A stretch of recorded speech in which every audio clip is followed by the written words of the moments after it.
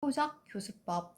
상보적 교수법을 이해하려면 먼저 이런 수업 상황을 생각해 보겠습니다.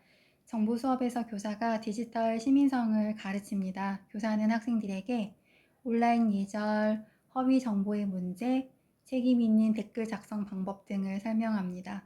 학생은 시험에서는 잘 써요. 그런데 어느 날 실제 상황이 또 주어져요. 학교 온라인 게시판에 친구의 글이 올라왔는데 그 내용이 사실과 다릅니다. 어떻게 대응하는 것이 좋을까요? 학생들은 갑자기 또 판단하기 어려워합니다. 왜 그럴까요? 지식을 배우기는 했지만 그 지식을 실제 상황에서 스스로 이해하고 점검하며 활용하는 연습이 부족했기 때문이죠. 상부적 교수법은 바로 여기서 출발합니다. 교사가 일방적으로 설명하는 것이 아니라 학생이 서로의 사고 과정을 공유하며 읽기, 이해 전략을 함께 수행하도록 하는 방법입니다. 즉, 학습자는 혼자가 아니라 대화 속에서 사고를 조정하며 이해를 완성해 갑니다. 그렇다면 왜 상보적일까요? 여기서 상보적이라는 말은 서로를 보완한다는 뜻입니다. 서로를 보완한다. 상보적. 학생 한 명이 모든 전략을 완벽하게 수행하는 것이 아니라 각자가 역할을 나누어 수행하면서 서로의 부족한 부분을 채워줍니다.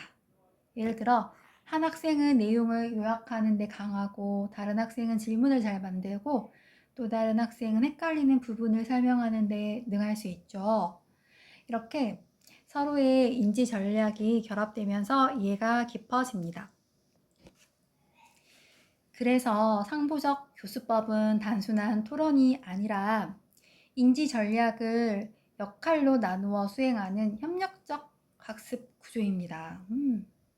이게 제가 스터디했던 방법이랑 좀 비슷하네요. 저는 스터디를 할 때 각자 조원들이 단원을 나눠서 스터디 발표를 하는 게 아니라 한 사람은 그 용어를 정리해서 얘기해주고 그럼 한 사람은 그 교재에 나와 있는 그림을 설명하고 한 사람은 기출문제를 풀이하고 이런 식으로 해서 종합적으로 개념을 완성해가는 스터디를 구성했었거든요. 그래서 그래서 인지 전략을 역할로 나누어 수행하는 협력적 학습 구조가 바로 상보적 교수법입니다.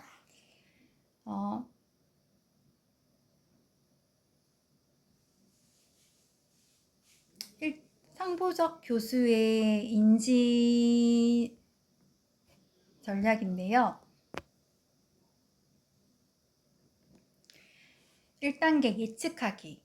먼저 학생들은 학습할 내용의 일부를 보고 앞으로 어떤 내용이 나올지 예측합니다. 예를 들어 디지털 시민성 사례를 읽기 전에 이렇게 질문을 해요.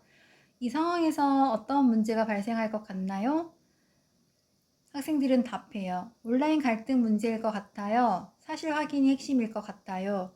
예측은 단순한 추측이 아니라 기존 지식을 활성화하고 읽기의 방향을 설정하는 전략입니다. 학생은 이제 수동적으로 읽는 것이 아니라 내 생각이 맞는지 확인하면서 읽어야지 라는 태도를 갖게 됩니다. 이건 켈러의 ARCS에서 탐구적 각성과 좀 비슷한 역할을 하네요. 질문을 던지니까 선생님이 그래서 예측이라는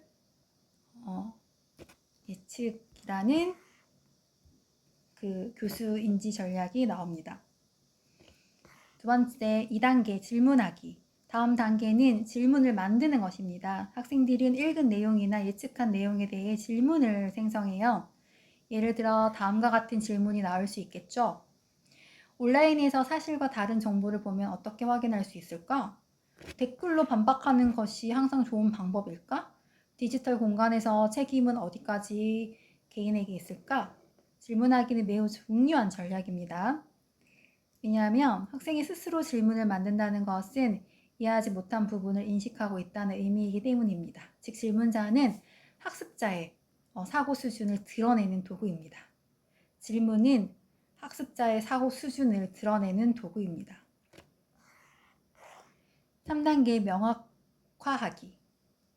이 단계에서는 헷갈리는 부분을 서로 설명하고 정리를 해요. 예를 들어서 온라인에서 사실 확인은 그냥 검색하면 되는 거 아닌가요? 다른 학생이 설명해요. 아니야, 여러 출처를 비교하고 신뢰도를 판단해야 하지. 또는 교사가 구조적으로 개념을 정리해 줄 수도 있어요. 디지털 정보는 출처, 맥락, 의도를 함께 고려해야 해요. 명확화 단계는 단순한 설명이 아니라 5개념을 수정하고 이해를 정교화하는 과정입니다.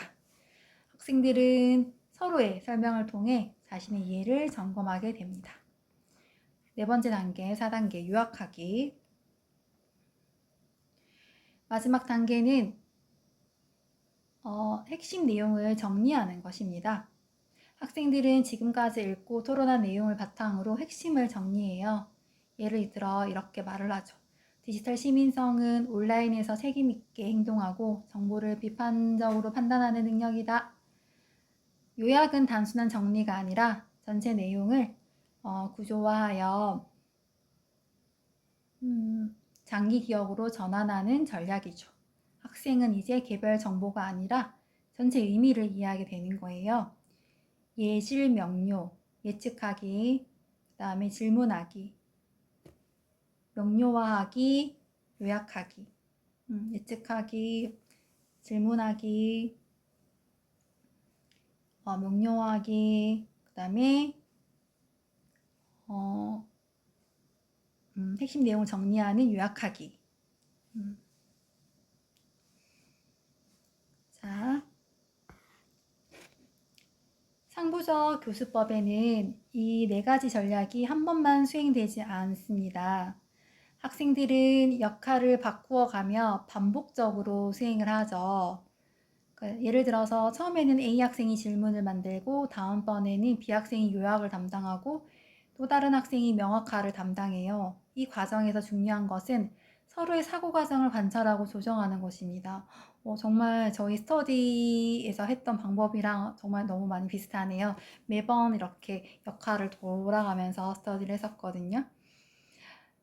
학생은 이렇게 생각하게 됩니다. 나는 이렇게 이해했는데 다른 친구는 다르게 이해했구나. 이 차이를 조정하는 과정에서 이해가 깊어집니다.